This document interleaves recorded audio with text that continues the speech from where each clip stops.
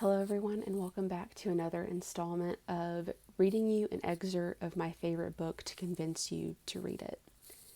Today is a very special episode because I hold in my hand the first chapter of Well-Lit Shadows by my book bestie, Bekah Andress. Absolutely love her. We went to the same youth group, young adults group at church years and years ago now.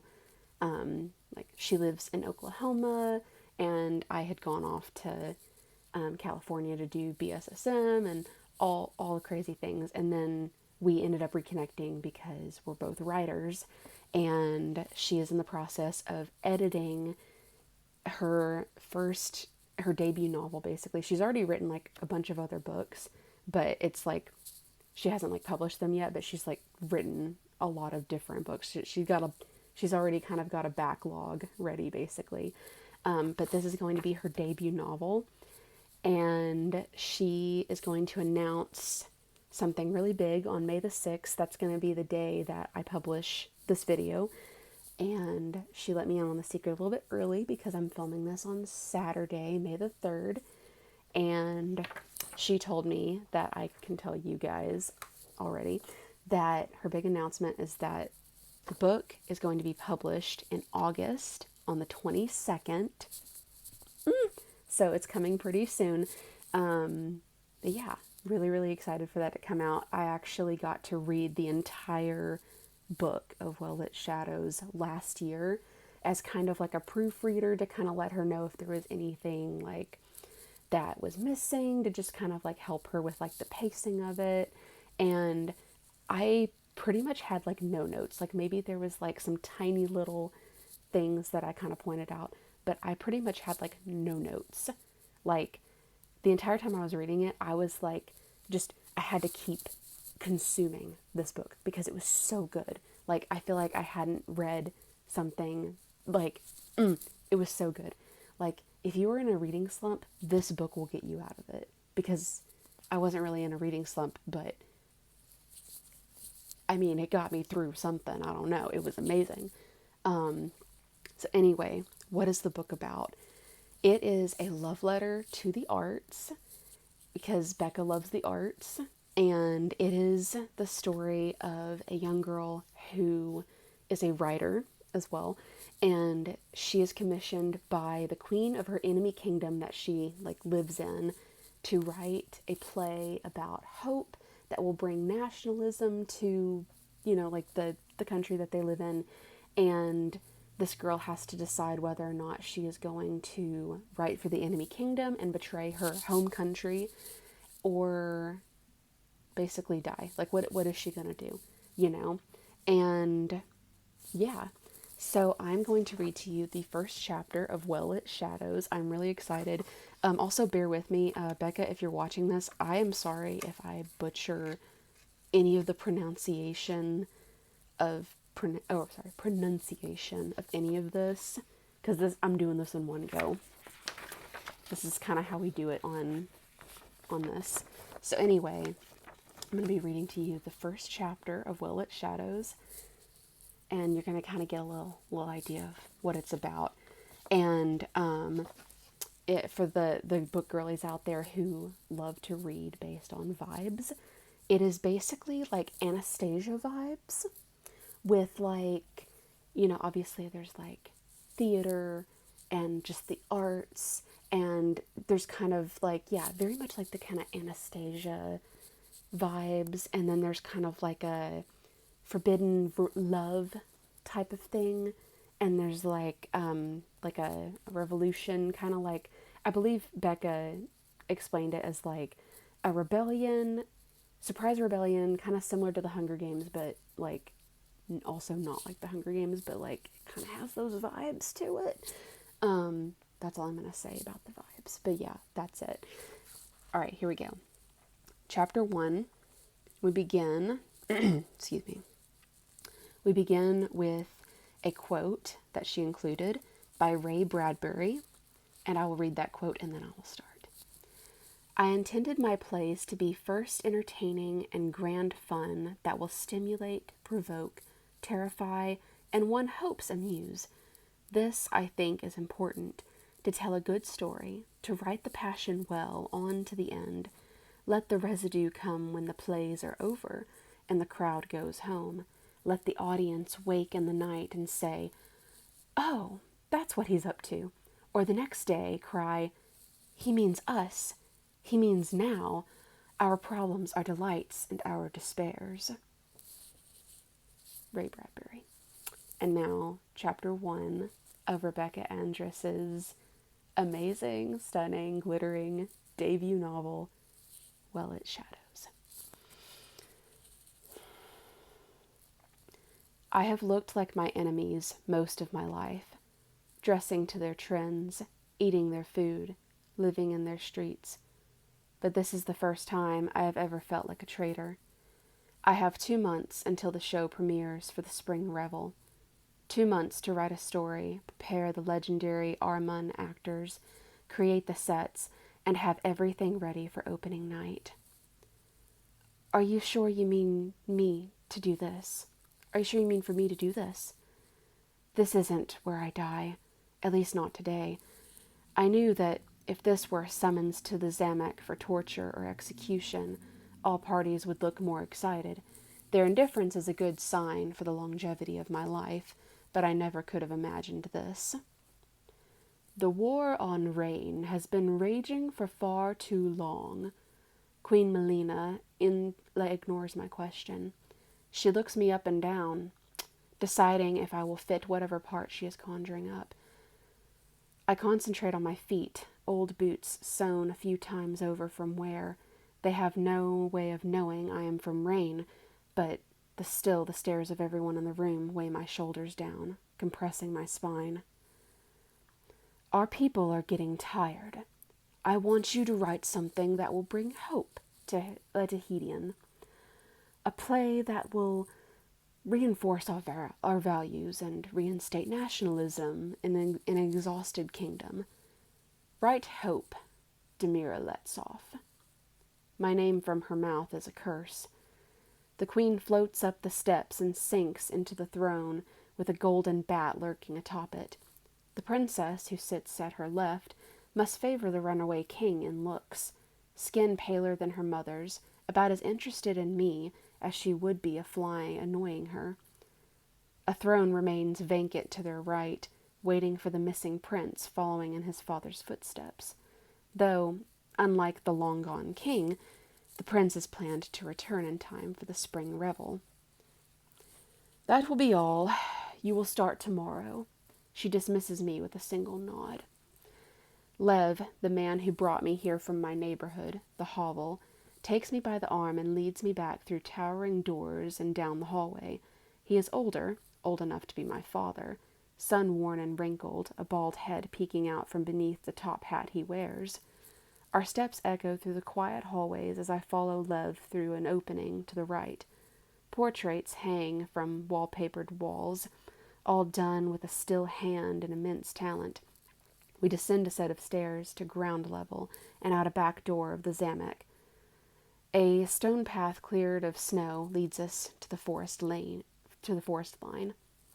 How did the queen find my stories? The silence shatters between us, Lev's eyes snapping over his shoulders to me. She found a maid reading them. His words are sharp, precise, a quick paper cut on a pointer finger. Aunt Selah says it comes from my mother. She seemed to always have ink-stained hands. It never occurred to me if I was good or bad at it. It was a compulsion. I wrote and wrote and wrote, and then eventually Uncle Samud suggested I start sharing my stories, so I did. I hadn't even known my stories left the hovel, but for them to carry all the way up to Creephost, I can't think about that right now. I will surely spiral, so I focus on my feet and on the path we walk. If it wasn't so elegant, I would call the small house we arrive at a cabin. It can't be more than a bedroom and kitchen. White columns make the bright blue house appear striped, like colors borrowed from a candy shop. Above the door, the word dramaturg is painted on a wooden plaque. Playwright. Lev leads me into a small sitting room, but stays close to the doorway, hands folded behind his back. What supplies will you be needing to complete your job? I'm not sure of his title, but when the crown isn't around, he slips on their authority as if it were his own. Notebooks and ink pens should be all. A guard will be assigned to you tomorrow to show you around. Until then, feel free to wander about the creep host, but be assured there are eyes everywhere. Comply, and we will keep you safe and your family, but if you try to flee, none of you will like the consequences. He turns to walk back down the path to the castle. The Zamek is towering in the distance across the snow-covered field. It is covered in deep shades of oranges and yellows and blues, all darkened and worn because of its age. I would have expected the castle that the crown lives in to be sharper, like knives threatening even the eyes of those who dare look upon it. But its peaks are rounded, its turrets more delicate than foreboding. It is an interesting castle, one that calls to be painted. However, it would take a lot of mixing paints for me to get the colors correct. Lev, I stop him, a thought of excitement bringing forth the words. Are there painting supplies available? Do you require those to write? Yes. More a want than a need, but making something with my hands has always helped my mind find the words to write. That is, if I decide I want to write at all. I don't know how to betray Rain like this, writing a story against them. I could refuse to do this job entirely, tell the Queen what I really think of her, and be sentenced to a lifetime in jail, or the mines, or death. The fates know I have earned a quiet end, so maybe being beheaded for not writing a story of hope would be poetic in some way, if only my conscience was as willing as my tired soul. I'll see to it. He leaves just as quietly as he collected me. I lower myself to the floor, the rug underneath me thick, clean and red-patterned leaves and vines and hues of red. I run my hand through it slowly as I can't help but stare out the open door. I am stuck, alone, without even the advice from my aunt and uncle about what I should do. I've been prepared for many things in my life, but being alone was never one of them. Being asked by the Queen of Hedion to write a play was not one of them. The bad luck keeps me company for a while, but before long I pull myself up, needing to be anywhere but sitting still in this house. If I steep in these thoughts any longer, surely I will drown. I take Leave's suggestion of going out to explore the creep host. Luckily, the path is pretty straightforward from my new house and takes me down the side of the mountain. I wrapped my lavish coat tighter around me, bracing from the chill in the air. Before I spoke with the Queen, I was bathed and changed into an outfit suitable for presentation. The dress is a bit too short, and the shoes they had weren't in my size, so I kept my worn boots. I suppose they guessed I would have had the courtesy to take up less space than I do. It's a short descent through the gates and down the road to the bustling life below. The Zamek sits atop the crib host like the prowling monster it is, the perfect height for the castle to watch us all. I am too stubborn to admit that's all rather impressive, where the hovel had to build up, because they didn't want to infringe on the poverty of the next towns over. The crib host built up so that no one misses out on the connections of court. The hues of vibrant homes stick out against the gray skies, promoting just how much happier they are than the rest of the kingdom. I have seldom been out of the hovel in the 8 years I've lived in Hedion. I know nothing about life on the Krepost, only that the one road that switchbacks the length of the mountain is only ever witnessed by those who have high status. I suppose I now have as much status to be here as anyone else, but it still seems like a role I will never be worthy to fill. Streaks of orange cut through the sky as the sun starts to set, the clouds finally dispersing for the show. Markets trip over themselves for people's attention. Windows displaying ostentatious tastes of what's inside. Sorry, one second. Courtiers weave through the shops arm in arm, while others sit outside in tavern patios. I'm sorry. Bear with me. Surrounded by furnaces that keep the snowy cold away. It's hard to peel my eyes away from the sight of the ignorant denizens living a life devoted only to themselves. In the hovel, no one has dealt in coin for years, not in all my memory at least. We trade things back and forth, usually passing them around in order of need. It gives people something to do, gathering in the mornings, manning their wagons of borrowed things. I'm more of a borrowed thing now than I was mere hours ago. If I write the play the Queen demands, then it will result in more war, more hope for a future found at the tip of a sword. My people will continue to be slaughtered. If I don't write the play, then I will be slaughtered. Either choice results in more senseless death.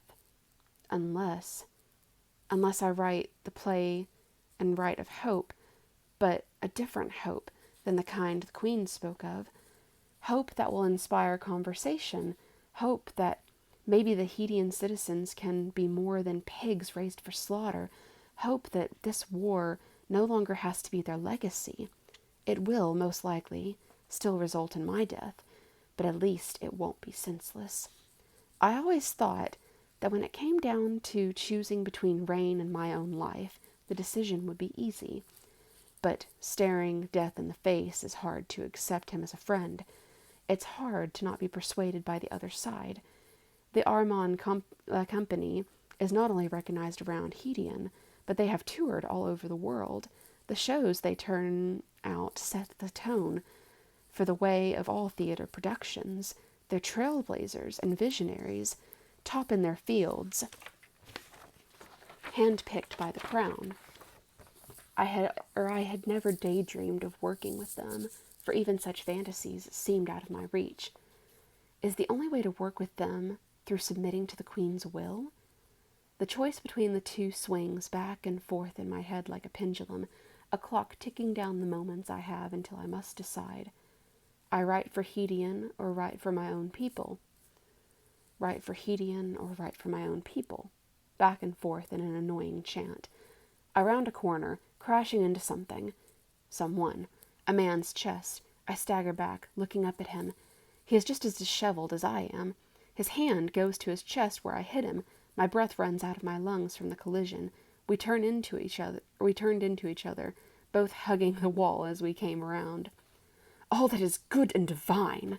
He stumbles back, but regains his footing easily, offering a laugh from a crooked grin full of pearly teeth. I'm so sorry. I should pay better attention to where I'm headed. I take a step back, giving him space to collect himself. He pauses, waiting to see if I'm going to add anything more. I'm unsure what more he could want. He gives a small chuckle after a moment, and then answers. Yes, well, we can't all be dancers of the ballet. He runs a hand through his already tousled curls. Oh, are you a part of the Armand? What luck that would be. A figure of speech, darling. Do I look like a performer to you? I have never seen a true performer in my life, so I wouldn't know how to answer even if he was genuinely asking, but he scrunched his nose as he asked the question, which was served more like a complaint. Do you have something against it? I'm already defensive of the people I haven't met. They could be like the rest of Hedian, like this man, but the arts already connect me to the Armand Company. For that, I know there must be some redemption in them. He pauses to take me in again. I shift uncomfortably under the authority by which his eyes roam over me. I'd much prefer a sword to the stage. Besides, the Cree post has more entertaining activities to waste my time than watching shows.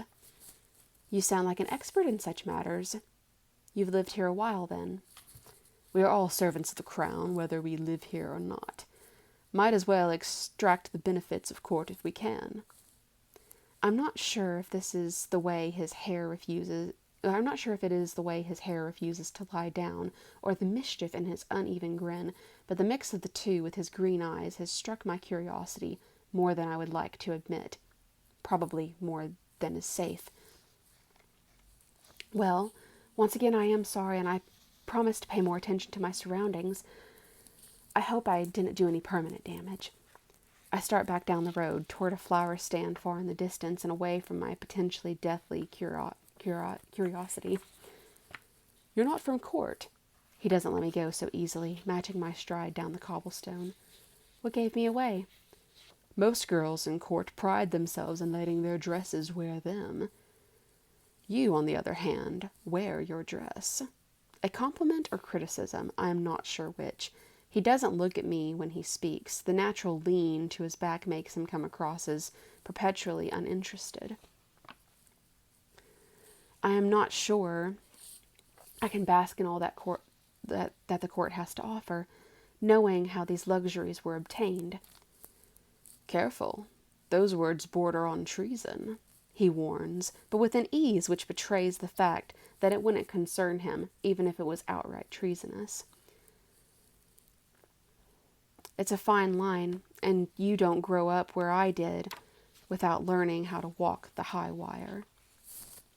You don't approve of the war, he baits me, testing my resolve. I don't approve of the way the crown spends coin when there are thousands of people starving and quite actually freezing to death in Hedian streets. Sounds like you should be the one on the throne. His grin surpasses the crookedness with ease, pulling into a full smile. I hardly think that would be wise, but I would care for these people. It is a curiosity, though, that it is not common knowledge why the war started in the first place. Seems it would cause more speculation than it does. My words are neutral, only revealing my true feelings in tone. Back when the lands were peaceful and death was a distant cousin, King Glavnok of Hedian fell in love with Queen Esti of Rain. He holds his arms out like a storyteller, mocking in his bluster. Their love was like an eternal spring for the kingdoms, prosperity in every corner. The Anderia River that divides the kingdoms today was only an unimportant channel during that time, and yet Esti still wasn't content. She became betrothed to another, and it was in that obliterating heartbreak that Glavnok started the war. I stare at him. How would you know that? Some stories are so old, so sacred, that few people have the privilege of repeating them. This is one, and he treats it like a joke. Just whispers. He winks. The stranger halts at a split in the alley. This is where I leave you. Oh, no, wait. Yes, this is him. This is where I leave you. I didn't actually get your name. The breath his words float on, clouds the air between us. A chill creeping up my cheeks from being out so long. He takes a step closer. I don't bother pulling back. Hedians pride themselves on prudishness. Even if he has an air of uncaring, there are some things you don't escape growing up here. Demira.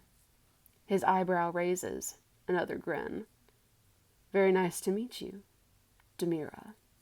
My name comes out in a purr. All these years, and I still am not used to the way the language cuts your tongue on the way out. I hate the way my name sounds on everyone's tongue. Until now. I will be seeing you around. He moves so close, so suddenly my breath catches. His eyes trace my face, my lips. Maybe he has foregone the beating of Hedian virtue. Good night, darling. He turns quickly, his shoes making a hushed rhythm against the stone as he walks back up the street. It's only when he has fully disappeared that I realize I hadn't gotten his name in return. Thank you guys so much for bearing with me. That was kind of a long chapter, and I know I was stumbling over my words, but I'm trying to do these videos in pretty much one take, and just, to practice talking in front of the camera, reading aloud. So thank you for bearing with me, and I hope you enjoy it. Once again, Well It Shadows by Rebecca Andress is coming out August 22nd. I'm so excited for you guys to read it all. It's so good. And that first chapter was just a little taste of what you're going to get, and it's just, the vibes are vibing. And yeah, I'm so excited. So also, another way to support Rebecca is to follow her on Instagram. I'm going to include a link to her Instagram account in the description below, her handle basically, or just the link, whichever one comes first. But yeah, I'm gonna kind of link all the things below so you can go and follow her, get more updates. And today, which is the day you're watching this, May the 6th, not the day I'm recording it, but the day of Rebecca's announcement, she is also has revealed the cover of the book. So go and look at that too, because I know you're going to want to see it. I haven't seen it yet because it is May the 3rd when I'm recording this, and I'm so excited to see it. So, yay. Anyway, I hope you guys enjoy. I'm so excited for this. I'm so excited to be promoting Book Bestie's book and everything. And yeah, so excited for it to come out.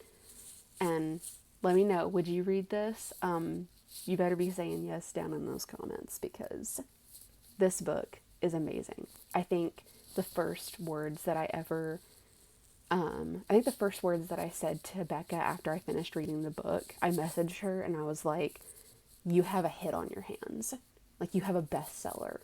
And I 100% believe that this is going to become a, like, bestseller. Like, I'm so excited about it. Anyway, I hope you all have a lovely day. God bless. And, oh, one more thing also. I mentioned that there was going to be romance in this book, I believe. Forbidden romance. It's also going to be a clean romance, too. Which, you love that. Love that. Love those vibes. Anyway, God bless. Thank you guys for watching and interacting with my content. It means so much to me. So, like, subscribe, comment, all the things. Anyway, love you guys. Mwah.